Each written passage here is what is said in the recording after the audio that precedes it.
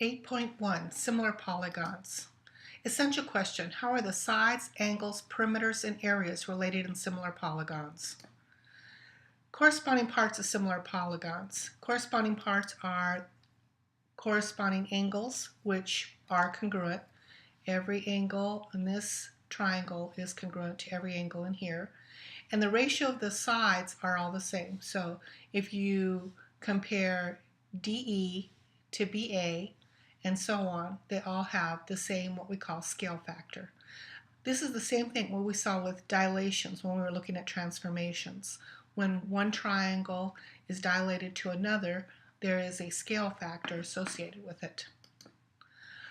Let's take a look at this problem and try to find the scale factor for these two similar polygons. Now, the similarity symbol looks like this. Notice how it's different from the congruent symbol, and it means that all angles are congruent and all sides are in the same proportion. All right, so let's go ahead and find the scale factor. So I know RS, which is the first two letters of this triangle, will be to the first two letters or the side, and that will be the same as the second two, very similar to what we did with congruence, but now that's a ratio.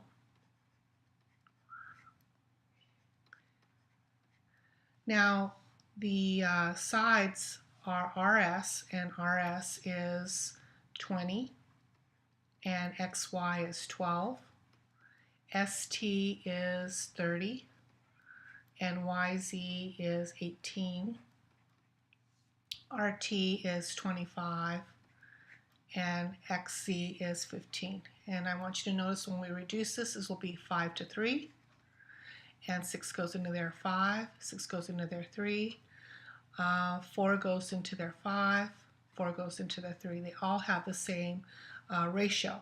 So we say that the scale factor is 5 to 3. You only needed one pair of corresponding sides to do that, but I did show you all three. Now all the congruent angles, so I just look at the similarity correspondence, and angle R will be congruent to angle X. Angle S is congruent to angle Y, and angle T is congruent to angle Z. And I've really already written the corresponding sides when I did it up here in red. And that is called the statement of proportionality. Okay, your turn. Try to figure out the scale factor, list all the pairs of congruent angles, and write the ratio of the corresponding sides. Stop the screencast. And here is the answer. Here's the statement of proportionality. When I take a look at these letters, the scale factor ended up being to 2 to 3. You really only need one pair to do that once the triangles have been established to be similar. And here are all the congruent angles. Corresponding lengths in similar polygons means that the ratio of two corresponding lengths in the polygons is equal to the scale factor. Okay, so let's take a look at this and try to figure out, using the scale factor, try to figure out X. So we know DE, here's the statement of proportionality. DE is to MN, as EF is to NP, as DF is to MP. Let's go ahead and put some numbers in. DE is 15, and MN is 18. I'm going to go EF, which is X, that's what I'm looking for, and NP is 30. Now there's two ways you can do this. One way is to just cross multiply. So I'll do 15 times 30 is equal to 18x. And then what I like to do is I like to divide both sides by 18. And while I'm doing that, I'm going to reduce. So 6 goes into here 5 times, 6 goes into here 3 times, and I can still do some reducing. 3 goes in here 1 time, 3 goes in here 5 times, and the answer is 25. Another way I like to do it is I like to reduce before I cross multiply. So 3 goes into here 5 times, 3 goes in here 6 times, and then I take a look and I'm saying what number times 6 makes 30. So, and I know that number is 5. So if I multiply the bottom by 5 to get the 30, I must multiply the top by 5. And so I get X equal to 25. So these are two strategies to help you with proportions. You can do the cross multiplying, or you can reduce if possible, and then take a look at making the fractions equal to each other. All right, let's take a look at this problem. The triangles are similar, so I've already written out the uh, corresponding proportion. And I also know that the altitudes have this same ratio, so I wrote this down. I know that TR, which is 12, and XZ, which is 16, is equal to the same proportion or same ratio of the altitude, which is X, what I'm looking for, and 20. I've decided to take a look at reducing 12 over 16, and I noticed that all I got to do is times by 5 to get the 20. I'm going to times the top by 5, and then the answer is 15. All right, your turn to try to figure out the value of x or km. Stop the screencast and see what you can do. And here are the answers.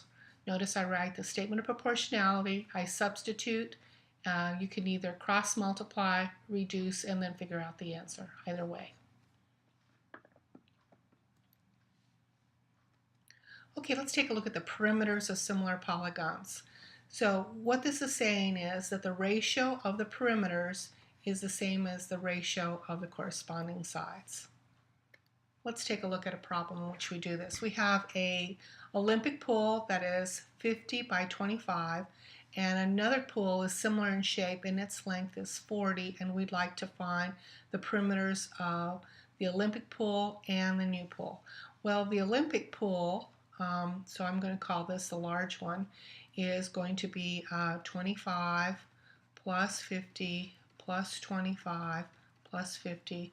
So altogether it's going to be 150. And the question is to figure out the perimeter of the small. So what we've been told by the previous slide is that the perimeter of the large over the perimeter of the small is equal to the side of the large over the side of the small. And so I'm going to write 150 all over perimeter of the small, and I'm going to relate corresponding sides. So I'm going to write 50 over 40.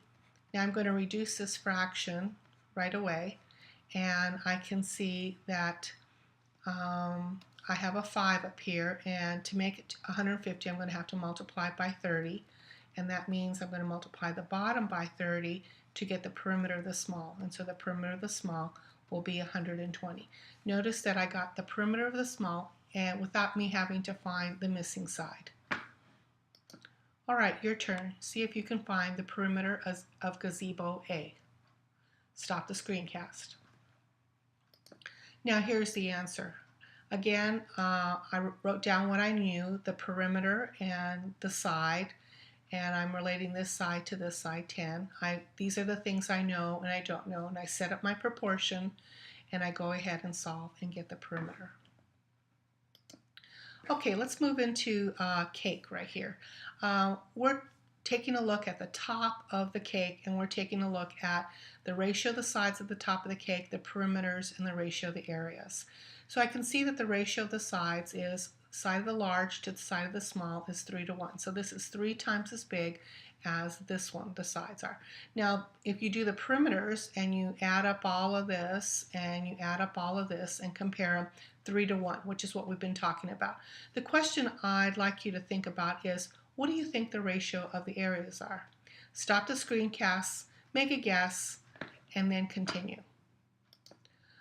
Now, I'm going to multiply the area of 27 times 39, but I'm going to do it in an interesting way. I'm going to say 3 times 9, which is 27, and 3 times 13, which is the 39. And then the area of the small cake is 9 times 13. Now, before multiplying everything out, I'm going to take the 2 3's and pull them out here, so associate them in the front, and then 9 times 13. Now, you're going to see that I can do some reducing. And when I reduce, I'm going to get a ratio of 9 to 1. So the ratio of the areas is not the same as the ratio of the sides or the ratio of the perimeters. In fact, it's the square. And that's what leads us to our next principle, which says that the ratio of the areas is equal to the squares of the ratio of the sides. So take the ratio of the sides and square it, and you'll get the ratio of the areas. Let's take a look at this problem. We want to find the ratio of the area of triangle EFG triangle DEF. So the area of the large over the area of the small is equal to the side of the large over the side of the small quantity squared. That's because we're dealing with area. So this is 36 over area of the small, and area of the large is 10 over 5 squared. So when we reduce this, this is going to be 2 over 1, and then that'll be 4 over 1. So I have 36 over area small equals 4 over 1. And I know that when I multiply the top by 30, not 36, but I have to multiply it by 9, I will get 36, and I'll multiply the bottom by 9. So in other words, these two are equal to each other, and these two are equal to each other. So the area of triangle DEF will be equal to 9. All right, your turn. Go ahead and see what you can do to find the area of LMNP. And here's the answer. Notice how I set up the formula, the ratio, and the proportion, and then I substitute the numbers, do a little reducing, and then go ahead and find my value. In this case, what I had to do is just cross multiply. So I just did a cross multiply to figure out the area of the large.